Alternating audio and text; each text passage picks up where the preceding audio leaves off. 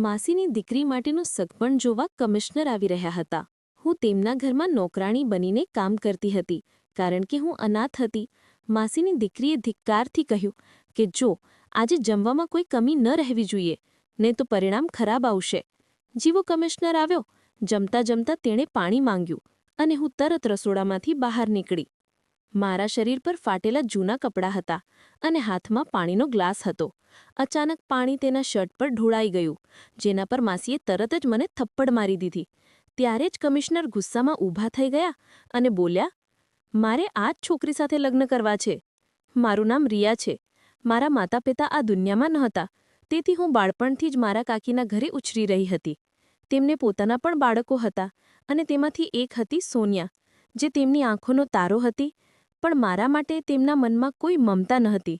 તેમના માટે હું ફક્ત એક નોકરાણી હતી, જે દિવસ રાત કામ કરે, વાસણ માંજે, કપડાં ધોવે, ઝાડુ પોતું કરે, ખાવાનું બનાવે. પણ ક્યારે કોઈએ પ્રેમથી મારા હાલચાલ પૂછ્યા નહોતા.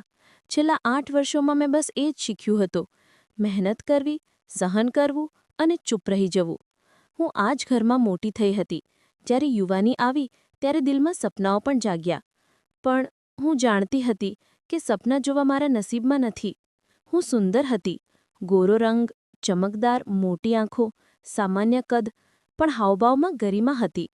સમજદાર પણ હતી, ભલે બાળપણમાં જ ભણવાનું છોડાવી દેવામાં આવ્યું હતું. મને પુસ્તકો વાંચવાનો શોખ હતો. ક્યારેક સોનિયાની જૂની કોપીઓ છુપાઈને વાંચતી, ક્યારેક અખબારના ફાટેલા પાના સાચવતી. મને જ્ઞાનની ચાહ હતી, જે માસીને બિલકુલ પસંદ નહોતી. તે હંમેશા કહેતી હતી કે નોકરાણીઓને ભણવાની શું જરૂર છે? તેમનું કામ તો બસ ઝાડુ પોતું કરવું અને વાસણ માંજવાનું છે. ભણવા લખવાથી તેના હાથ જાણે નરમ પડી જતા હતા. જ્યારે સોનિયા સાથે તેમનો વ્યવહાર તદ્દન અલગ હતો. તેના શિક્ષણ પર પૈસા પાણીની જેમ વહાવવામાં આવતા હતા. તેના માટે સારા કપડાં સીવડાવવામાં આવતા, સરસ બૂટ ચંપલ મંગાવવામાં આવતા. તેના રૂમમાં રંગબેરંગી વસ્તુઓ ભરેલી રહેતી. સુગંધિત તેલ, શેમ્પૂ, અત્તર, બધું જ. અને હું તો ફક્ત જૂના કપડામાં તેના આદેશો પર ચાલનારી એક દાસીની જેમ રહેતી હતી. પરંતુ જ્યારે પણ અમે ક્યાંય સાથે ઊભા રહેતા, મેં હંમેશા એ જ જોયું કે મારી સાદગી તેની સજાવટ પર ભારે પડી જતી હતી. તે ભલે ગમે તેટલો ભપકો કરે, મારા ફાટેલા જૂના પોશાકમાં છુપાયેલી માસુમિયત સામે તે ઝાંખી પડી જતી હતી. કદાચ આ જ કારણે તે હંમેશા મારાથી ઈર્ષ્યા કરતી રહેતી હતી. મારા કાકાને પણ મારા પ્રત્યે કોઈ ખાસ લગાવ નહોતો. તે મોટાભાગે પોતાના ધંધામાં વ્યસ્ત રહેતા અને ક્યારેક ક્યારેક બસ એટલું જ કહી દેતા કે મહેનતથી કામ કર બેટી. પણ તે લહેજામાં પણ સ્નેહ નહોતો.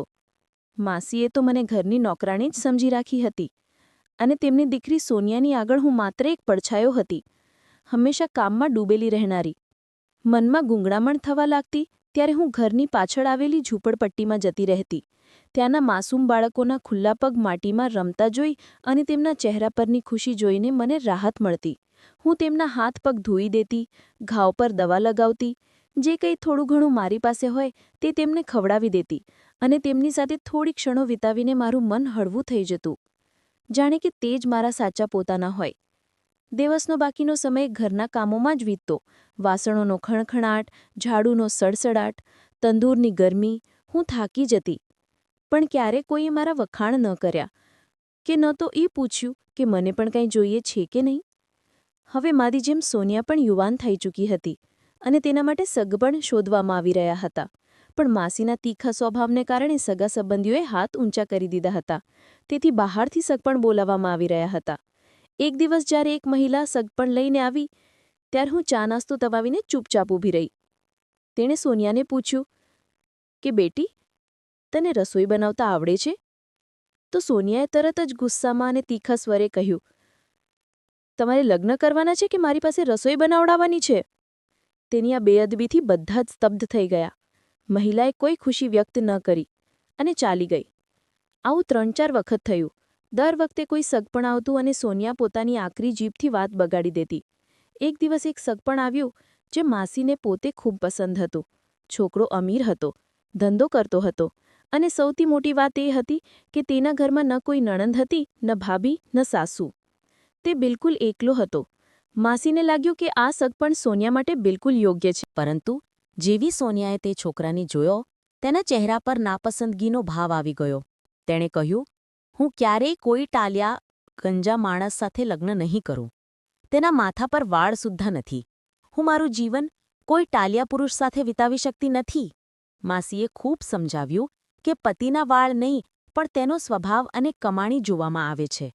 પણ સોનિયાએ એક પણ વાત ન સાંભળી અને પોતાની જીદ પર અડી રહી. આનાથી માસી નિરાશ રહેવા લાગી અને રોજ તેમને એ ચિંતા ઘેરવા લાગી કે તેમની દીકરીના નખરા ક્યારે પૂરા થશે. હવે તો ઘરમાં રોજ કોઈને કોઈ છોકરો જોવા આવતો અને ચા નાસ્તાની બધી જવાબદારી મારા માથે રહેતી હતી. હું સવારથી જ રસોડામાં લાગી જતી. ચા બનાવતી, પરાઠા તૈયાર કરતી, શાક ગરમ કરતી, વાસણ ચમકાવતી અને જ્યારે તે લોકો બેઠકમાં વાતો કરતા ત્યારે પાછળ ઊભી રહીને તેમના હાવભાવ જોઈને અંદાજ લગાવતી કે આ સગપણ પણ ઠુકરાવી દેવામાં આવશે. થાકીને લોથપોથ થઈ જવા છતાં કોઈ મારા માટે એક કપ ચા પણ પૂછતું નહોતું. આ જ એક અનાથ છોકરીની જિંદગી હતી, જે બીજાઓ માટે બધું જ કરતી હતી, પણ પોતાના માટે કંઈ જ નહીં. બીજી તરફ સોનિયાના મોબાઈલ પર ઘણા છોકરાઓ સાથે દોસ્તી થઈ ચૂકી હતી. ફોન પર વાતો, મેસેજ, ભેટ-સોગાદો, રિચાર્જ, ઘરની બહાર પિઝા મંગાવવા અને ચોરી-છુપીથી મળવું, આ બધું તેને એક રોમાંચ જેવું લાગતું હતું. તે પોતાને ખૂબ જ આધુનિક સમજતી હતી, પણ કોઈ છોકરા સાથે ઝઘડો થતાં જ તે ઘણા દિવસો સુધી ભાંગી પડતી, રડતી, ફરિયાદ કરતી અને પછી અરીસામાં પોતાને જોઈને કહેતી કે તેનાથી કોઈ દૂર કેવી રીતે રહી શકે. પરંતુ આ હોવા છતાં તેના મનનો ખાલીપો ભરાતો નહોતો. તેમ છતાં તે હંમેશા એ જ કહેતી કે લગ્ન તો તે કોઈ અમીર માણસ સાથે જ કરશે, જે તેને કાર, ઘર અને ઘરેણાં આપે. તેના ઘરવાળા તેની હરકતોથી પરેશાન હતા. માસી અવારનવાર રાત્રે રડતી અને કાકા ચૂપ રહેતા કે દીકરીને રોકવી હવે તેમના હાથની વાત રહી નથી. એક દિવસ મોહલ્લાની એક સ્ત્રી આવી અને વાતચીત દરમિયાન સોનિયાના લગ્નનો ઉલ્લેખ કરતા બોલી કે રિયાની ઉંમર પણ હવે ઘણી થઈ ગઈ છે. માસીએ હસીને કહ્યું કે પહેલાં પોતાની દીકરીના લગ્ન પતાવી લઈએ, પછી રિયા વિશે વિચારીશું. ત્યારે તે સ્ત્રીએ કહ્યું કે હા, રિયા તો ઉંમરમાં મોટી છે. સાંભળ્યું છે? સોનિયાથી પૂરા 6 વર્ષ મોટી. 26ની તો થઈ જ ગઈ હશે. માસીના ચહેરા પર ગુસ્સો છવાઈ ગયો. તે તરત બોલી, બિલકુલ નહીં. કોણે કહ્યું કે તે મોટી છે? તે તો ઉલટાની મારી દીકરીથી નાની લાગે છે. અને પછી મારી સોનિયા નાની કેમ હશે? રિયા તો હંમેશા પોતાને સૌથી આગળ બતાવવામાં લાગેલી રહે છે. દરેકની સામે પોતાને અક્કલમંદ અને સુંદર બનાવીને રજૂ કરે છે, જેથી મારી દીકરી ઓછી દેખાય. હું દરવાજાની પાછળ આ બધું સાંભળી રહી હતી. મારી આંખોમાંથી આંસુ વહેવા લાગ્યા. મને પહેલીવાર એવું લાગ્યું કે માસીને મારો ચહેરો પણ પસંદ નથી. તે હંમેશા મને બીજાઓ સામે નીચું બતાવવા માંગે છે. હું તેમના માટે માત્ર ઘરનું કામ કરનારી છું. તેમના તરફથી મારા માટે કોઈ પોતિકાપણું નથી. થોડા દિવસ પછી મોહલ્લાની એક બીજી સ્ત્રી અમારા ઘરે આવી. તેણે મારા વિશે વાત શરૂ કરી. તે કહી રહી હતી કે અમે લોકો ગરીબ છીએ, પણ અમારા દીકરાને બહુ સારી નોકરી મળી ગઈ છે. જો તમે લોકો ઈચ્છો તો અમે આ છોકરી રિયાનું સગપણ માંગવા માંગીએ છીએ. અમને આ છોકરી ખૂબ પસંદ છે. તેનો ચહેરો સાફ છે, તેની વાતોમાં સચ્ચાઈ છે. આ જ્યાં જશે ત્યાંનું ઘર રોશનીથી ભરાઈ જશે. આજકાલ આવી છોકરીઓ મળતી નથી. અમે તો ઈચ્છીએ છીએ કે કોઈ અનાથ છોકરી સાથે જ લગ્ન કરીએ, જેથી તે ઘર સંભાળી લે અને અમને સન્માન આપે. માસીએ તરત જ જોરદાર અવાજે ના પાડી દીધી. તે હસતા હસતા બોલી, જો હું તેને તમારા હવાલે કરી દઈશ તો મારા ઘરનું કામ કોણ કરશે? શું હું પોતે વાસણ ધોઉં? શું હું પોતે ઝાડુ લગાવું? તે સ્ત્રી થોડી ક્ષણ ચૂપ રહી. પછી જતા જતા મને બોલી, બેટી, આ લોકોથી પોતાને બચાવી લે. આ તારા લગ્ન ક્યારેય નહીં થવા દે. આ તને બસ પોતાના કામ માટે રોકી રાખશે. પણ હું તેમને શું જણાવતી? તેમની સિવાય મારી પાસે હતું કોણ? જો હું તેમનાથી અલગ થઈ જાઉં તો ક્યાં જાત? કોના ઘરમાં રહેતી? હું તો રસ્તા પર આવી જાત. બસ મેં માથું નમાવીને મૌન ધારણ કરી લીધું. એક દિવસ હું આંગણામાં વાસણ ધોઈ રહી હતી. ત્યારે અંદરથી માસી અને કાકાની વાતો સંભળાઈ. કાકા કહી રહ્યા હતા કે સગપણ તું ઘરે આવી જ જશે, પણ પોતાની દીકરીને સમજાવી દેજે કે જો તેણે કોઈ વાતમાં અડચણ નાખી તો આખા શહેરમાં આપણી બદનામી થઈ જશે. લાગી રહ્યું હતું કે કોઈ ખૂબ મોટા ઘરનું સગપણ આવી રહ્યું છે. માસી બોલી, પહેલાં તેનો ફોટો મંગાવી લેજો. આખરે રહેવાનું તો તેને છે ને? કાકાએ કહ્યું, આટલું મોટું સગપણ છે. જો છોકરાના માથા પર વાળ ન હોય, જો તેનું પેટ નીકળેલું હોય, જો તે 50 વર્ષનું પણ હોય, તો પણ લોકો પોતાનું જુવાન કુંવારી દીકરીઓ તેને આપી દેશે. આ તો મારી થોડી ઘણી ઓળખાણ છે કે તે આપણા ઘરે આવી રહ્યો છે. તેનું પણ દુનિયામાં કોઈ નથી, તે એકલો છે અને પોતાના માટે જાતે જ છોકરી શોધી રહ્યો છે. જો હું ફોટો મંગાવીશ તો તે લોકો ખોટું માનશે. તે પોતે જોવા આવી રહ્યા છે. તું બસ પોતાની દીકરીને સમજાવી દે. જો તે આખી જિંદગી આરામથી બેસીને ખાવું ઈચ્છતી હોય તો આ સગપણ માટે હા પાડી દે. માસી આ જ કહી રહી હતી અને આ સાંભળીને હું હેરાન હતી કે આખરે એ કયો રાજકુમાર છે જેની આટલી ચર્ચા થઈ રહી છે? કયો વરરાજા છે જે અમારા ઘરે આવવાનો છે? માસીના ચહેરા પર પહેલીવાર સાચી ખુશી જોઈ. તેમના પગલામાં અજીબ સ્ફૂર્તિ હતી. બીજા દિવસે તેમણે મને બોલાવીને કહ્યું કે આખા ઘરને સારી રીતે સાફ કરવાનું છે, ખાવા પીવાની તૈયારી કરવાની છે. 2 દિવસમાં ઘાનો દરેક ખૂણો ચમકવો જોઈએ, વાસણ દમકવા જોઈએ, પડદા ધોયેલા હોય અને આંગણું સાફ હોય. પછી તે જણાવશે કે જમવામાં શું બનાવવાનું છે. હું થાકેલી હતી પણ ઇનકાર કરવાની હિંમત નહોતી. બસ ધીમેથી ઠીક છે કહ્યું. મને ખબર નહોતી કે આ બધું કોના માટે થઈ રહ્યું છે. બસ એટલું સમજી રહી હતી કે આવનારી કોઈ વ્યક્તિ મારી જિંદગી બદલી દેશે. કારણ કે કિસ્મત જ્યારે નિર્ણય કરે છે તો તોફાન સાથે લાવે છે. અને મને અંદાજ પણ નહોતો કે મારો તોફાન દરવાજા પર પહોંચી ચૂકેલ છે. આખરે એ દિવસ આવી ગયો જ્યારે મોટો નિર્ણય થવાનો હતો. સોનિયા હંમેશની જેમ ઘમંડમાં બોલી કે તેના માટે વિસ્તારના અધિકારીનું સગપણ આવી રહ્યું છે. આ સાંભળીને હું દંગ રહી ગઈ. આવું સગપણ દરેકની કિસ્મતમાં ક્યાં આવે છે? મારા દિલમાં ઈર્ષ્યા નહીં પણ સાચેમાં ખુશી થઈ કે કદાચ તેના લગ્ન થઈ જાય તો ઘરમાં શાંતિ આવે. પણ અંદર ક્યાંક હળવી પીડા પણ થઈ કે મારા નસીબમાં કદાચ આવું સુખ લખાયું નથી. મેં નરમાશથી પૂછ્યું કે શું તૈયારી તે પ્રમાણે કરી લો? તો તે તીખા સ્વરે બોલી કે જો ક્યાંય પણ જરાય પણ ગડબડ થઈ તો તે મને નહીં છોડે. તેના ચહેરા પર ઘમંડ સ્પષ્ટ દેખાઈ રહ્યો હતો, જાણે તે અધિકારી પર કોઈ અહેસાન કરી રહી હોય. તે હંમેશની જેમ ડરાવનારી નજરોથી જોઈને ચાલી ગઈ. હું પહેલાં પણ ઘણી વાર તેના હાથે માર ખાઈ ચૂકી હતી. નજીવી વાત પર કોલર પકડી લેતી, થપ્પડ મારી દેતી, હાથ મચકોડી દેતી અને માસી પણ તેનો જ પક્ષ લેતી. ઘણીવાર તેમણે પણ મારા પર હાથ ઉઠાવ્યો હતો. મારી વાત કોઈએ ક્યારેય સાંભળી નહીં. હું રાત્રે છત પર જઈને રડતી અને ચાંદને પૂછતી કે ક્યાં સુધી આ બધું સહન કરવું પડશે. પણ મારી પાસે ન કોઈ પોતાનું હતું, ન ક્યાંય જવાની જગ્યા. મારો એકમાત્ર સહારો ગરીબ વસ્તીના તે બાળકો હતા, જેમની માસૂમ મુસ્કાન મારા તૂટેલા મનને હળવું કરતી. હું તેમના ઘાવ સાફ કરતી, હાથ પગ ધોવરાવતી, થોડું ઘણું ખાવાનું વહેંચી દેતી. તે જ પળો મારી જિંદગીની મીઠી પળો હતી, જ્યાં કોઈ મને ખરાબ નહોતું કહેતું. હવે તે મોટા સગપણના સ્વાગતનો સમય હતો. મેં ઘરનો દરેક ખૂણો ચમકાવ્યો, ફર્શ ધોયા, કરોડિયાના જાળા ઉતાર્યા, પડદા ધોયા, વાસણ ચમકાવ્યા, રૂમ સુગંધથી ભરી દીધા. પછી જમવાની તૈયારી શરૂ કરી અને જીવ લગાવીને અનેક પ્રકારના વ્યંજન બનાવ્યા. 2 શાકભાજી, ચિકન કોરમા, ખીર અને સાથે 2 પ્રકારના કબાબ પણ તૈયાર કર્યા. શામી કબાબ અને સીખ કબાબ બંને બનાવ્યા હતા. સાથે જ 2 પ્રકારના રાયતા તૈયાર કર્યા. એકમાં ફુદીનો અને બીજામાં બારીક કાપેલું કાકડી. આ ઉપરાંત ચટણી, સલાડ અને મીઠામાં સવૈયા પણ બનાવી.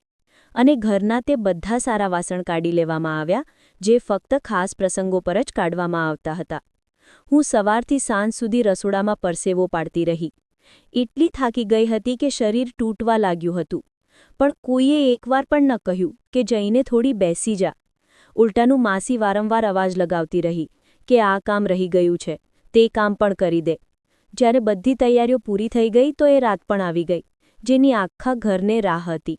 ખબર મળી કે તે છોકરો અધિકારી પોતે આવી રહ્યો છે અને આ સાંભળતા જ ઘરમાં હલચલ મચી ગઈ. કારણ કે આવા મોટા હોદ્દાવાળા લોકો સામાન્ય રીતે પોતાનો કોઈ માણસ મોકલી દેતા હોય છે. પણ અમને જણાવવામાં આવ્યું કે તે બિલકુલ એકલો રહે છે. હમણાં જ અધિકારી બન્યો છે. તેની પાસે સરકારી ગાડી અને મકાન છે. માતા પિતા બંને નથી રહ્યા. તેથી સગપણ જોવા પોતે જ આવી રહ્યો હતો. અને તેની સાથે તેનો એક મિત્ર પણ હતો, જે મારા કાકાના ઓળખીતા નીકળ્યો. માસીએ પહેલાં જ સોનિયાને સમજાવી દીધું હતું કે જો સગપણ સારું લાગે તો નખરા કર્યા વિના હા પાડી દેજે. પણ સોનિયાના જિદ્દી અને ઘમંડી સ્વભાવને બધા જાણતા હતા. આખરે તે ઘડી પણ આવી ગઈ જ્યારે અધિકારી અમારા દરવાજા પર પહોંચ્યો અને જેવું તે અંદર આવ્યો ઘરનું વાતાવરણ બદલાઈ ગયું. અમે વિચાર્યું હતું કે અધિકારી કોઈ 40થી 50 વર્ષનો હશે, પણ તે તો યુવાન, આકર્ષક, પ્રભાવશાળી વ્યક્તિત્વવાળો નીકળ્યો. લગભગ 6 ફૂટ લાંબો, ઉજળો રંગ, ચહેરા પર નરમાશ અને આત્મવિશ્વાસનો મેળ, સલીકાથી સવરેલા વાળ અને જાદુઈ આંખો. તેનું નામ સાહિલ હતું.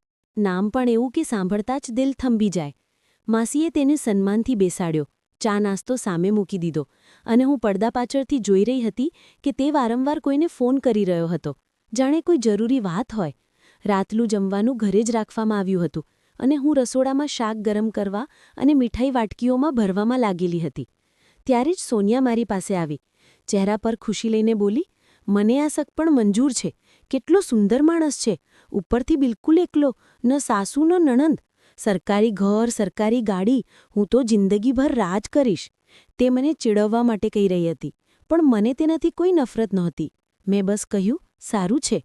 જો તને ખુશી મળી છે તો હું દુઆ કરું છું કે તને આ જ સગપણ મળે, કારણ કે મારા મનમાં એ જ ઈચ્છા હતી કે જો તે આ ઘરથી પરણીને જાય તો કદાચ મારા હિસ્સામાં થોડી શાંતિ આવી જાય.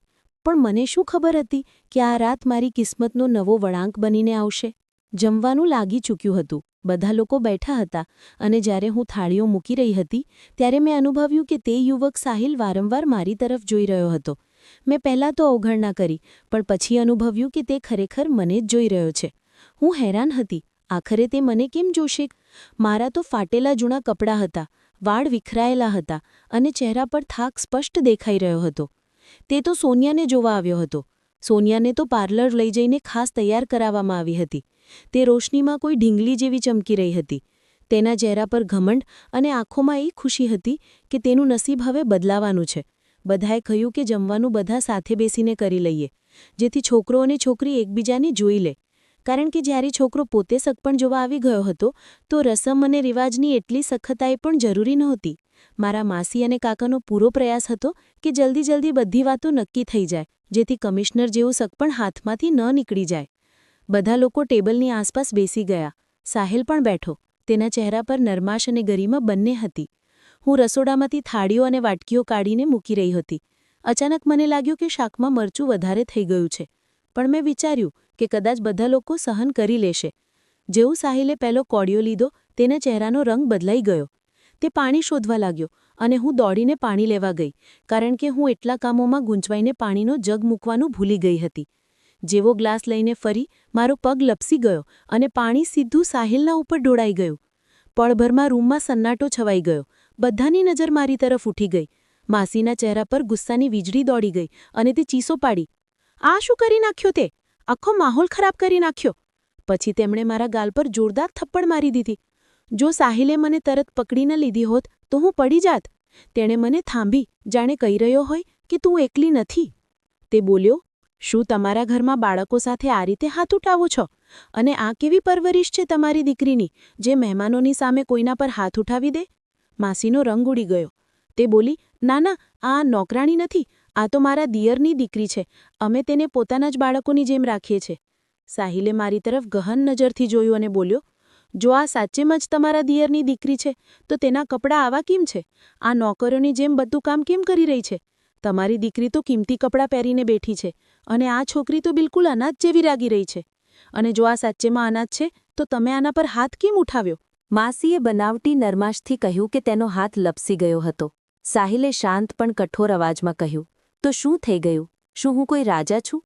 પાણી ઢોળાઈ ગયું તો કંઈ આફત આવી ગઈ? આ તેજાબ તો નહોતું?"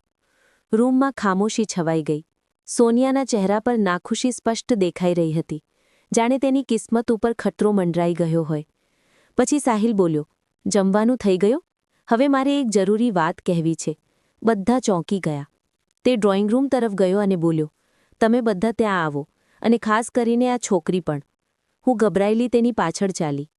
તે બોલ્યો, "જ્યાં સુધી હું કમિશનર છું આ વિસ્તારની જવાબદારી મારા હાથમાં છે, અને મારી પત્નીની પણ તેટલી જ મોટી હશે. હું એમ જ સગપણ જોવા નથી આવ્યો. આવતા પહેલાં મેં જાણકારી એકઠી કરી હતી. મેં તમારી દીકરી વિશે જે જાણ્યું તે બહુ દુઃખદ હતું. તમારી દીકરીએ 1 મહિનામાં 4 છોકરાઓ સાથે દોસ્તી કરી, તેમની પાસેથી ભેટો અને પૈસા લીધા, અને તેમને લગ્નના ખોટા વચનો આપીને છોડી દીધા. આવી છોકરી કોઈ સન્માનિત ઘરની ઇજ્જત વધારતી નથી, પણ મેટાવે છે. આ સાંભળીને માસી ગુસ્સાથી ભરાઈ ગઈ અને બોલી કે જો તેને બધું ખબર હતી તો અહીં આવવાની જરૂર શું હતી. સાહિલ શાંત રહ્યો અને બોલ્યો, હું અહીં સગપણ જોવા નહીં પણ સત્ય જોવા આવ્યો હતો. હું એ જોવા આવ્યો હતો કે તે છોકરી કેવી છે જેને હું મારી પત્ની બનાવવા માંગુ છું. કારણ કે મેં પહેલેથી જ નક્કી કરી લીધું હતું કે હું સોનિયા સાથે નહીં પણ આ ઘરની બીજી છોકરી સાથે લગ્ન કરીશ. આ સાંભળતા જ બધા સ્તબ્ધ થઈ ગયા અને રૂમ એકદમ શાંત થઈ ગયો. તેના ચહેરાનો રંગ ઉડી ગયો અને હું આશ્ચર્યચકિત થઈને તેને જોઈ રહી હતી. સાહિલ બોલ્યો કે હા, તે આ જ ઘરમાં તે હીરાને શોધવા આવ્યો હતો જેને તેને પોતાની આંખોથી જોયો હતો. તે છોકરી જે ગરીબોની વચ્ચે જઈને મુસ્કાન વહેંચતી હતી, બાળકો સાથે બેસીને જમતી હતી, તેમના માટે કપડાં એકઠા કરતી હતી જ્યારે તેઓ તેમના પોતાના પણ નહોતા. તે તેનો પીછો નહોતો કરી રહ્યો પણ તેના કર્મોને સમજી રહ્યો હતો. અને જ્યારે ખબર પડી કે તે ક્યાં રહે છે તો માલુમ થયું કે તે આ જ ઘરમાં છે અને તેનું નામ છે રિયા. આ સાંભળીને હું સ્તબ્ધ રહી ગઈ. દિલના ધબકારા તેજ થઈ ગયા. તેણે નરમાશથી મારી તરફ જોતા કહ્યું કે તેણે તે જ ક્ષણે નક્કી કરી લીધું હતું કે તે મારી સાથે લગ્ન કરશે અને આજે તે અહીં ફક્ત તે જ માટે બેઠો છે. પણ તે એ જોવા માંગતો હતો કે લોકો મારી સાથે કેવો વ્યવહાર કરે છે જેથી જ્યારે તે મને અહીંથી લઈ જાય તો તેને પછતાવો ન થાય કે તેણે મને તે લોકોથી અલગ કરી જે મારા દુશ્મન હતા. અને હવે તેને બધું સમજાઈ ગયું છે. તેની વાતો સાંભળીને બધા સ્તબ્ધ હતા. માસીના ચહેરા પર પછતાવો અને ક્રોધનું મિશ્ર ભાવ હતો. કાકા ચૂપ હતા. સોનિયાનો ઘમંડ તૂટી ચૂક્યો હતો. સાહિલે ગરિમા અને કોમળતાથી મારી તરફ જોયું અને પૂછ્યું કે શું હું તેની સાથે નવી જિંદગી તરફ ચાલીશ? તે મને પત્ની બનાવવા માંગે છે અને તે સન્માન આપવા માંગે છે જેની હું હકદાર છું અને અમે બંને મળીને સમાજ માટે ઘણું બધું કરી શકીએ છીએ. મેં તેને જોયો. મારા ધબકારાનો અવાજ આખા રૂમમાં ગૂંજતો હોય તેવું મહેસૂસ થયું. આંખોમાંથી આંસુ છલકાઈ આવ્યા જે મારી હા બની ગયા અને મેં તેનો હાથ પકડી લીધો. તેણે શાંતિથી કહ્યું કે હવે મારે કોઈ વસ્તુથી ડરવાની જરૂર નથી. કાકા કાકી પથ્થર જેવા થઈ ગયા. સોનિયાના આંખોમાં આંસુ હતા પણ સાહિલે કોઈની તરફ ન જોતા મારો હાથ પકડ્યો અને કહ્યું કે હવે હું તેની સાથે ચાલું જ્યાં મારું સન્માન, શાંતિ અને ખુશી મારી રાહ જોઈ રહ્યા છે. હું ચૂપચાપ તેની સાથે ચાલી નીકળી, જાણે કોઈએ મારી તૂટેલી જિંદગીને સહારો આપી દીધો હોય. ત્યારબાદ તે મને પોતાના ઘરે લઈ ગયો અને તેણે જરા પણ વિલંબ ન કર્યો, જાણે બધું પહેલેથી નક્કી થઈ ગયું હતું. રસ્તામાં તે ફોન પર નિર્દેશ આપતો રહ્યો. તેના ચહેરા પર એક અજીબ વિશ્વાસ હતો.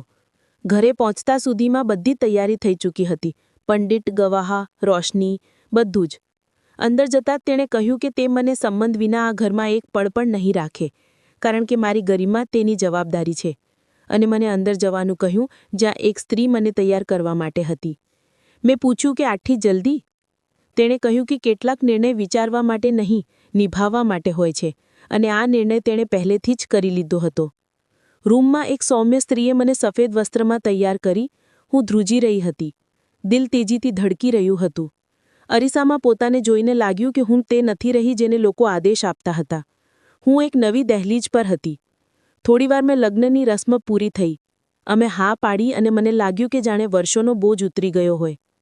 રાતના 4 વાગ્યે જ્યારે સાહિલ મારી સામે બેઠો હતો અને બહાર હળવી હવા વહી રહી હતી, મેં તેને પૂછ્યું કે તેણે મને પહેલીવાર ક્યાં જોઈ હતી.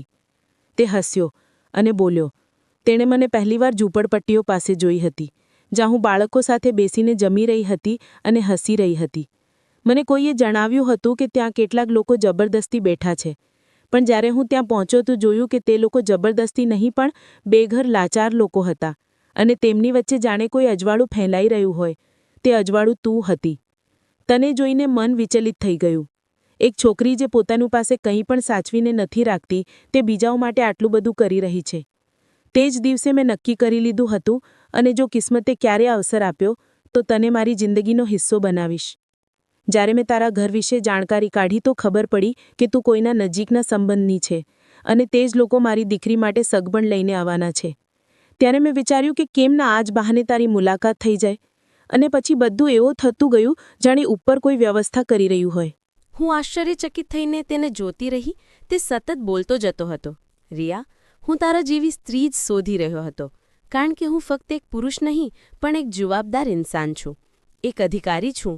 હું ઈચ્છું છું કે મારી પત્ની એવી હોય જે મારી સાથે ખભેથી ખભો મિલાવીને સમાજ માટે કામ કરી શકે, જેને બીજાનું દર્દ મહેસૂસ થાય અને જે સાચા મનથી ગરીબોને ગળે લગાવી શકે અને મેં આ બધું તારામાં જોયું. આ જ કારણે મેં તારી સાથે લગ્ન કર્યા, જેથી અમે બંને મળીને આ દુનિયામાં કંઈક સારું કરી શકીએ. તે દિવસ પછી અમારી જિંદગી બદલાવા લાગી. દરરોજ સવાર એક નવો ઉત્સાહ લઈને આવતી અને અમે બંને એકબીજાની સાથે ઊભા રહેતા. મેં પહેલીવાર જાણ્યું કે પ્રેમ ફક્ત શબ્દ નથી હોતો, તે અહેસાસ છે જે કોઈની કાળજી રાખવામાં ઝલકે છે.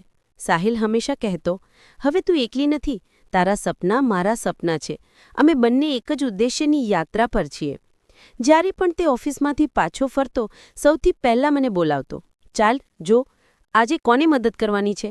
ક્યારેક અમે કોઈ મજૂરના ઘરે જતા જ્યાં બાળકો ભૂખ્યા હોય, ક્યારેક કોઈ બીમાર માટે દવા લાવતા, ક્યારેક કોઈ અનાથ છોકરીના લગ્ન કરાવતા, તો ક્યારેક ઝૂંપડપટ્ટીના બાળકો માટે સ્કૂલની વ્યવસ્થા કરતા. હું દરેક જગ્યાએ તેની સાથે જ જતી અને તે મને ગાડીમાં બેસાડીને કહેતો, હવે તું માત્ર મારી પત્ની નહીં, આ આખા વિસ્તારની માતા છે. હું હેરાન થતી કે જે વ્યક્તિ ક્યારેય મારા નસીબમાં નહોતો, તે જ આજે મારું બધું બની ગયો છે. તેણે મને ક્યારેય નબળી મહેસૂસ ન થવા દીધી અને મારા માટે એક નાની ઓફિસ બનાવડાવી, જ્યાં હું તે મહિલાઓ માટે કામ કરતી જે સિલાઈ ભરતકામ કરતી હતી.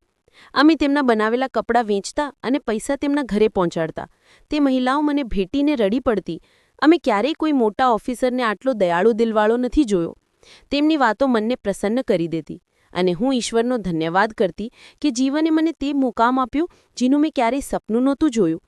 રાતુને જ્યારે થાક ઘેરી લેતો, હું તેની સાથે બગીચામાં ચાલી જતી અને તે આકાશ તરફ જોઈને કહેતો, રિયા, હું ઈચ્છું છું કે જ્યારે હું આ દુનિયામાંથી જાઉં, લોકો મને મારા પદથી નહીં પણ મારા કામોથી યાદ કરે. તું મારી સાથે આમ જ ચાલતી રહેજે, કારણ કે તું મારા માટે માત્ર પત્ની નહીં, મારો વિશ્વાસ, મારી પ્રાર્થના અને મારી શક્તિ છે. હું તેની વાતો સાંભળતી રહેતી, ક્યારેક હસી પડતી, ક્યારેક આંસુ વહાવી દેતી. જિંદગી કેટલી અજીબ છે. જેણે ક્યારેય મારા હિસ્સામાં આંસુ લખ્યા હતા, તે જ આજે મને મુસ્કાન પાછી આપી રહી છે. હવે દરરોજ ખુશીઓથી ભરેલો લાગે છે. દરરોજ સવાર જાણે એક નવી આશા લઈને આવતી હતી. મેં ક્યારેય વિચાર્યું નહોતું કે જે છોકરી બીજાઓના દુઃખ દર્દને બાંધતી ફરતી હતી, તે જ એક દિવસ લોકો માટે પોતાનું ઘરાંગણ ખોલી દેશે. જે પોતે ક્યારેક સહારો શોધતી હતી, તે જ એક દિવસ બીજાઓ માટે સહારો બની જશે. સાહિલ સાથે વિતાવેલી દરેક પળ મને કોઈ પૂરા થયેલા સપના જેવી લાગતી હતી.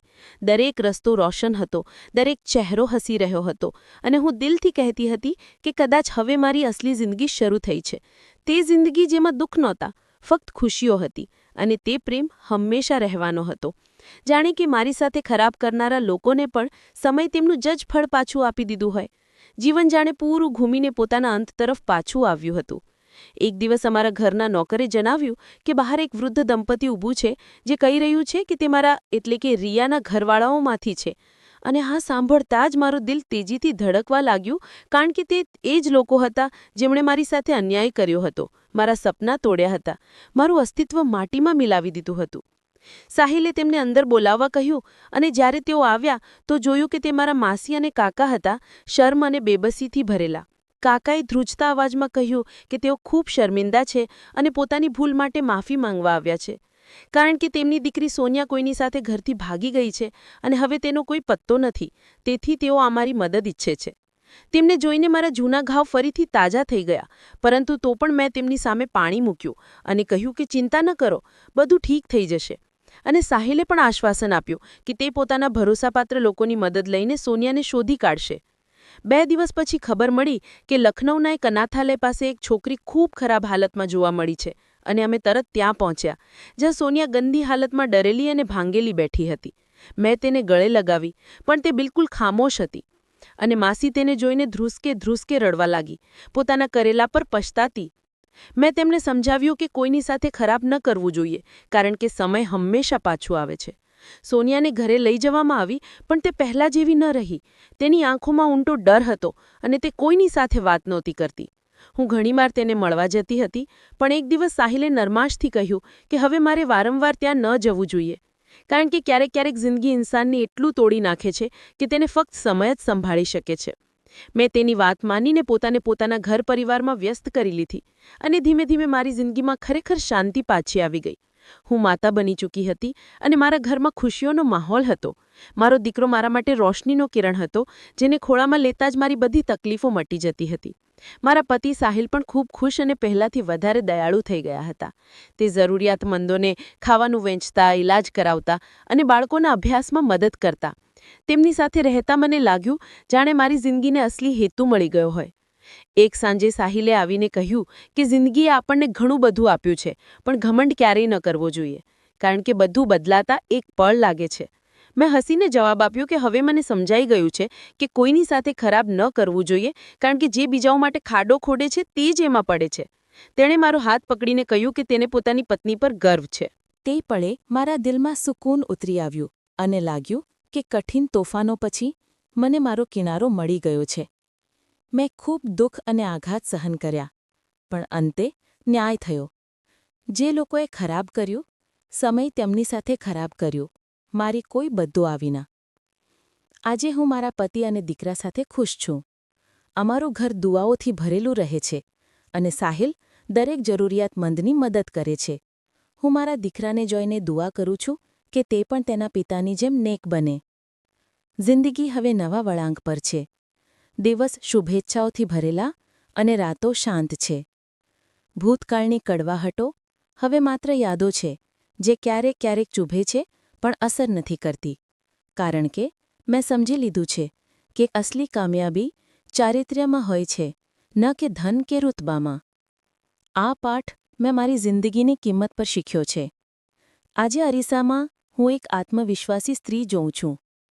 તે રિયા જે ક્યારેય એકલી હતી, હવે એક સંપૂર્ણ પત્ની, માતા અને સંવેદનશીલ ઇન્સાન છે, જે જાણે છે કે ખરાબ કરનારાઓ સાથે સારું નથી થતું અને સમય દરેકનો હિસાબ રાખે છે.